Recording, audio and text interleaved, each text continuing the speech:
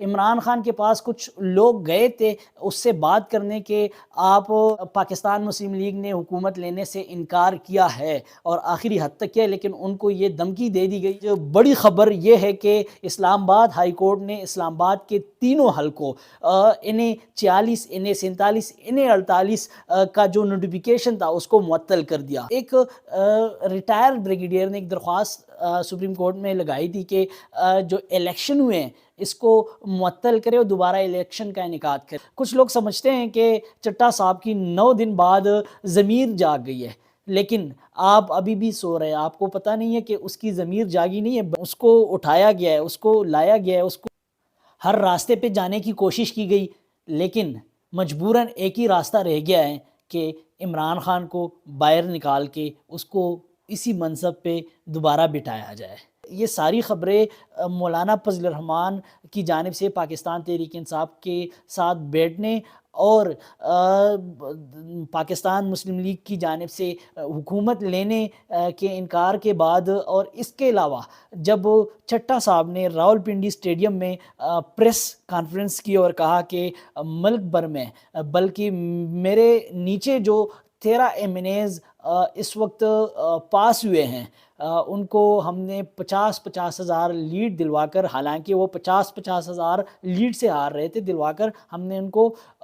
پاس کروایا ہے۔ اس کے بعد سیاسی منظرنامہ کچھ الگ سائیڈ پہ چلا گیا ہے۔ بات کریں گے کہ کیا ہونے جا رہا ہے، پاکستان تحریک انصاف کی دوبارہ ضرورت کیوں پڑی ہے۔ اس کے اوپر اب یہ شروعات یہاں سے ہوئی ہے کہ جب پاکستان مسلم لیگ کی جانب سے حکومت لینے کے انکار کے بعد پھر مولانا فضل الرحمان نے یہ خطرناک سٹروک کھیلا اور انہوں نے پاکستان تحریک انصاف کے ساتھ جو بہت پہلے سے ایک پاکستان تحریک انصاف کی چیئرمین اور مولانا فضل الرحمان ایک خطرناک حریف سمجھے جاتے ہیں، ان کے درمیان بیٹھنے، صلح صفائی کرنے اور بات کو آگے بڑھانے کی جانب جب بات ہوئی تو اس کے بعد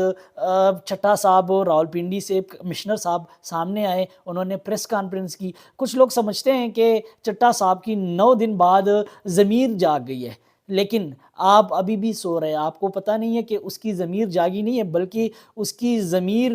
جگوائی گئی ہے، اس کو اٹھایا گیا ہے، اس کو لایا گیا ہے۔ اس کو جس ٹائم وہ اسٹیڈیم میں پریس کانفرنس کر رہے تھے اس ٹائم پاکستان کی میڈیا کے علاوہ انٹرنیشنل میڈیا بھی وہاں پر موجود تھا۔ تو چٹھا صاحب کے پریس کانفرنس کے بعد ہم نے بار بار یہی کہا کہ پاکستان مسلم لیگ اگر حکومت لینے سے انکار کرے، وفاق میں حکومت لینے سے انکار کرے، کیونکہ نواز شریف صاحب 1988 سے یہی تجربہ کرتا آ رہا ہے کہ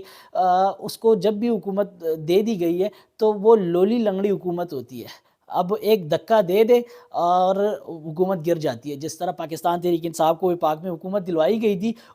اسی طریقے سے 1988 سے نواز شریف صاحب کو حکومت دلوائی جاتی رہی۔ اس دفعہ انہوں نے کہا کہ میں نے وہ جو پچھلے 1988 سے تجربے ہوتے آ رہے، اس دفعہ میں نے اسی راستے پہ نہیں چلنا۔ اس نے انکار کر دیا۔ انکار کرتے ہی ہم نے یہی پریڈکشن کی تھی، یہی کہا تھا کہ جب مسلم لیگ کی جانب سے انکار سامنے آئے گی تو پھر ملک بھر میں جہاں جو فارم 45 پاکستان تحریک انصاف کے رہنماؤں کے ساتھ ہے اس کے اوپر فیصلہ ہوگا۔ آج بڑی خبر یہ ہے کہ اسلام آباد ہائی کورٹ نے اسلام آباد کے تینوں حلقوں انہیں 46 انہیں 47 انہیں 48 کا جو نوٹیفیکیشن تھا اس کو معطل کر دیا، اور وہ جو معطلی ہے وہ پاکستان تحریک انصاف کی جانب سے جو انہوں نے فالو اپ، شعیب شاہین جو عمران خان کے وکیل بھی ہے اور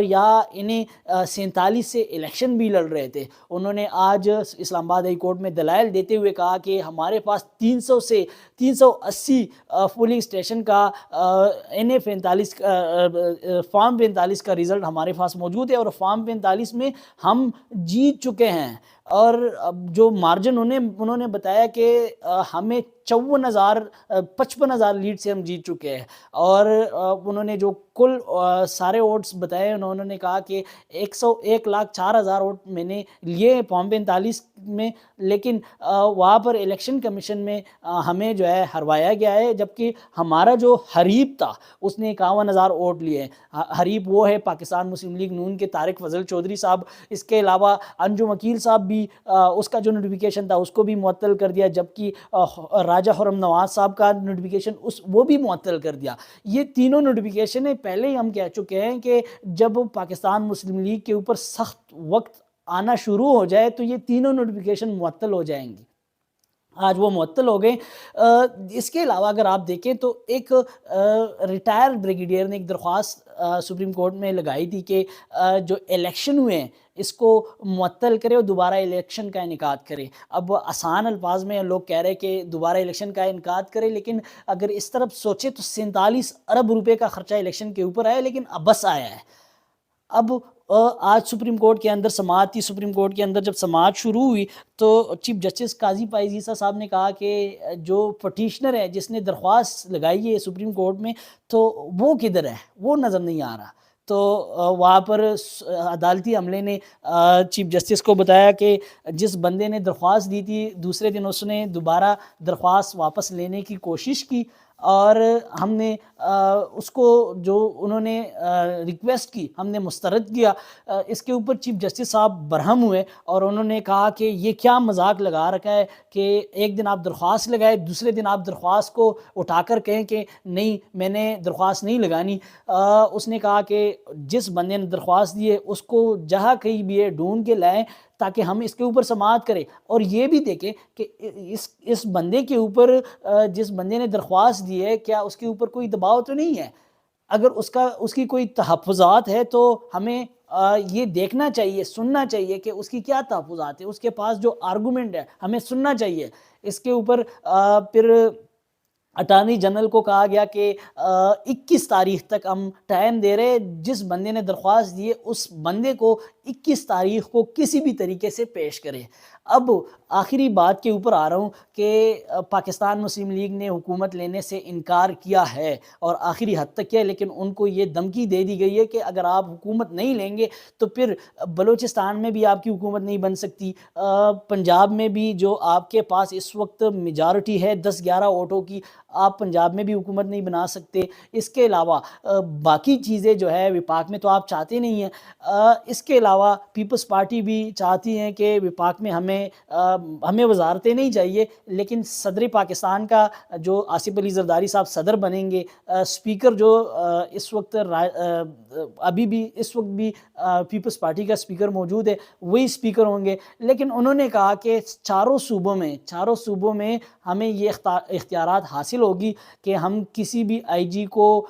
کسی بھی اے سی صاحب کو، کسی بھی ڈی سی صاحب کو، مطلب جو انتظامی عملہ ہے، جو بیوروکریٹس ہیں، ان میں ہم کام کر سکیں گے اور رکھ سکیں گے، اور کوئی بھی اس میں مداخلت نہیں کرے گا۔ پاکستان مسلم لیگ نے انکار کیا، اگر پاکستان پیپلز پارٹی نے انکار کیا تو پھر آخری آپشن پی ٹی آئی ہے، عمران خان ہے۔ عمران خان کے پاس کچھ لوگ گئے تھے اس سے بات کرنے کے، آپ یہ ملک میں اس وقت انتشار کا ماحول ہے اور انسٹیبلٹی ہے، آپ کوشش کریں کہ ہم آپ کو صوبے میں خیبر پختونخوا میں حکومت دیں گے، لیکن آپ وفاق کو چلنے دیں گے، اور آپ کے جو کیسز ہے وہ بھی ہو سکتا ہے دھیرے دھیرے آرام سے ہم ختم کریں گے۔ لیکن انہوں نے کہا کہ ملکی اسٹیبلٹی کے لیے میں کچھ نہیں کہنا چاہتا، لیکن ہمارے پاس فارم 45 موجود ہے، 180 سیٹیں ہماری ہے اس وقت، آپ نے ہمیں وہی سیٹیں دلوانی نہیں ہے بلکہ دینی ہے، کیونکہ ہم یہ جیت چکے ہیں۔ تو اس وقت پاکستان تحریک انصاف اور عمران خان آخری امید ہے۔ اگر پاکستان پیپلز پارٹی اور پاکستان مسلم لیگ کے درمیان یہ طے نہیں پایا گیا تو پھر پاکستان تحریک انصاف اقتدار میں تو آ سکتی ہے، لیکن وہ لوگ آ سکتے ہیں جن کے نام عمران خان کو یہ جیل میں جا کے بتا چکے ہیں کہ چند لوگ ہیں، اور وہ چند لوگ اس وقت بھی اور 9 مئی کے بعد بھی اور 9 مئی سے پہلے بھی وہ اسٹیبلشمنٹ کے حمایت یافتہ تھے، اور ان سے کئی دفعہ عمران خان ملاقات کرنے سے انکار بھی کر چکے ہیں، اور ان کو تنبیہ بھی کیا ہوا عمران خان تنبیہ کر چکے ہیں کہ آپ لوگ ان کے ساتھ ملاقاتیں نہ کریں۔ لیکن اب کی بار بھی وزیر اعظم کے لیے عمران خان کو بتایا گیا ہے کہ وہی لوگ جو ہمیں منظوری نظر ہو پاکستان تحریک انصاف کی جانب سے، وہی لوگ وزیر اعظم کے امیدوار بن سکتے ہیں۔ اب عمر ایوب وزیر اعظم کے امیدوار ہے، لیکن مقتدرہ حلقوں کو وہ نام قابل قبول نہیں ہے۔ لیکن سر فہرست میں ایک نام بتانا چاہتا ہوں کہ جو اس وقت مقتدرہ کو قابل قبول ہے، وہ ہے سابق اسپیکر اسد کیسر۔ وہ اس وقت مقتدرہ کو قابل قبول ہے۔ عمران خان کو بتایا گیا ہے کہ وہ وزیر اعظم کا امیدوار ہو سکتا ہے ہماری طرف سے، آپ اگر چاہتے تو ہم آپ کو موقع دے سکتے ہیں، آپ کی پارٹی کو موقع دے سکتے ہیں، لیکن یہ اسی صورت میں ہوگا جب پاکستان پیپلز پارٹی اور نون لیگ حکومت لینے سے انکار کر دے۔ تو اب تک کی یہی خبریں ہیں، ملتے ہیں اگلے ولاگ میں۔